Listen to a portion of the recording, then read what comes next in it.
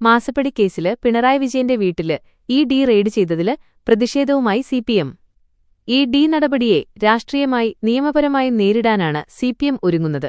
CPM polit bureau അംഗമായ പിണറായി വിജയന്റെ വീട്ടിലെ റെയ്ഡില് ദേശീയ നേതൃത്വവും സംസ്ഥാന നേതൃത്വവും അപലപിച്ച് രംഗത്തുന്നു.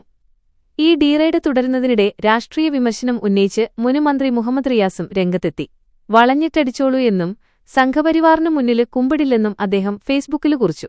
അവസാന ശ്വാസം വരെയും പോരാടുമെന്നും മുഹമ്മദ് റിയാസ് വ്യക്തമാക്കി. അതേസമയം കണ്ണൂര് പിണറായി പണ്ഡ്യാലമുക്കിലെ വസതിയില് സിപിഎം പ്രവർത്തകര് രംഗത്തെത്തി. ഇഡിക്കെതിരെ മുദ്രാവാക്യം വിളിയുമായി പ്രവർത്തകര് പാണ്ഡ്യാലമുക്കിലെ വീട്ടില് തടിച്ചുകൂടിയിട്ടുണ്ട്. സിപിഎമ്മിനെ ആസൂത്രിതമായി തകർക്കാന് ഗൂഢാലോചന നടത്തുകയാണെന്ന് സിപിഎം നേതാക്കള് പ്രതികരിച്ചു. മുൻമന്ത്രി പി.എ. മുഹമ്മദ് റിയാസിന്റെ കോട്ടൂളിയിലെ വീട്ടിലും റെയ്ഡ് നടക്കുന്നുണ്ട്.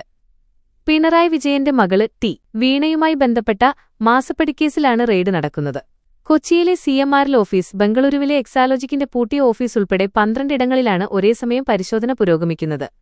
21 ലക്ഷത്തോളം സന്തുഷ്ടരായ ഉപഭോക്താക്കളും 2 ലക്ഷത്തോളം തിമിര ശസ്ത്രക്രിയകളും പൂർത്തിയാക്കിയ മലബാറിലെ ഏക കണ്ണാശുപത്രി Alsalama eye hospital, hospital road, Perinthalmanna. മാസപ്പടിക്കേസിലെ തുടർനടപടികള് അവസാനിപ്പിക്കണം എന്നാവശ്യപ്പെട്ട് സിഎംആർഎൽ അടക്കമുള്ളവര് നൽകിയ ഹർജി കഴിഞ്ഞ ദിവസം ഹൈക്കോടതി തള്ളിയിരുന്നു. ഇഡിക്ക് തുടര് അന്വേഷണവുമായി മുന്നോട്ടു പോകാമെന്ന് ഹൈക്കോടതി ഇന്നലെ വൈകുന്നേരത്തോടെ പച്ചക്കൊടി കാട്ടിയതിന് തൊട്ടുപിന്നാലെയാണ് ഇന്ന് പുലർച്ചെ തന്നെ അന്വേഷണ സംഘം പരിശോധന ആരംഭിച്ചത്. എസ്എഫ്ഐഒ നേരത്തെ ഈ കേസില് അന്വേഷണം നടത്തിവരികയായിരുന്നു. ഇതിന്റെ തുടർച്ചയായാണ് ഇപ്പോഴത്തെ ഇഡി ഇടപെടല്. വീണയുടെ കമ്പനി കൊച്ചിയിലെ സിഎംആർഎല്ലിൽ നിന്ന് യാതൊരുവിധ സേവനങ്ങളും നൽകാതെ മാസപ്പടിയായി പണം കൈപ്പറ്റിയെന്ന ആരോപണമാണ് ഈ കേസിനാധാരം. സേവനങ്ങള് നൽകാതെയാണ് പണം വാങ്ങിയത് എന്ന് പല ഘട്ടങ്ങളിലും ആരോപണങ്ങള് ഉയർന്നിരുന്നു. എന്നാല് കൃത്യമായി സേവനം നൽകിയിട്ടാണ് പണം കൈപ്പറ്റിയത് എന്നാണ് വീണയുടെ വാദം. സിഎംആർഎൽ മാസപ്പടി കേസില് എൻഫോഴ്സ്മെന്റിന് അന്വേഷണം തുടരാമെന്നാണ് ഹൈക്കോടതി സിംഗിൾ ബെഞ്ച് ഇന്നലെ ഉത്തരവിട്ടത്. അന്വേഷണം തടയണമെന്നാവശ്യപ്പെട്ട് കരിമണല് കമ്പനി എംഡി ശശിധരന് കർത്ത, കമ്പനിയുടെ chief finance officer K. Suresh Kumar, ജീവനക്കാരായ അഞ്ജു റേച്ചല്, ചന്ദ്രശേഖരന് അടക്കമുള്ളവര് നൽകിയ ഹർജികള് ഹൈക്കോടതി തള്ളി.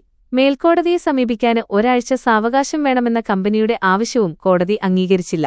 തിരഞ്ഞെടുപ്പ് വിശകലനം. പിണറായി വിജയന്റെ മകള് വീണ വിജയന്റെ ഉടമസ്ഥതയിലുള്ള എക്സാലോജിക് കമ്പനിക്ക് ചെയ്യാത്ത സേവനത്തിന് ലക്ഷങ്ങള് നൽകിയെന്ന എസ്എഫ്ഐഒ കണ്ടെത്തലിന്റെ പശ്ചാത്തലത്തിലാണ് ഇഡിയും അന്വേഷണം തുടങ്ങിയത്. കേസില് ഉദ്യോഗസ്ഥർക്ക് സമൻസ് നൽകുകയും റെയ്ഡും തുടങ്ങിയതിനു പിന്നാലെയായിരുന്നു ചോദ്യം ചെയ്യലിന്റെ പേരില് പീഡിപ്പിക്കുന്ന എന്നും കമ്പനിക്കെതിരെ ഇഡി അന്വേഷണത്തിനുള്ള തെളിവുകളില്ലെന്നും ചൂണ്ടിക്കാട്ടി ഉദ്യോഗസ്ഥര് കോടതിയെ സമീപിച്ചത്.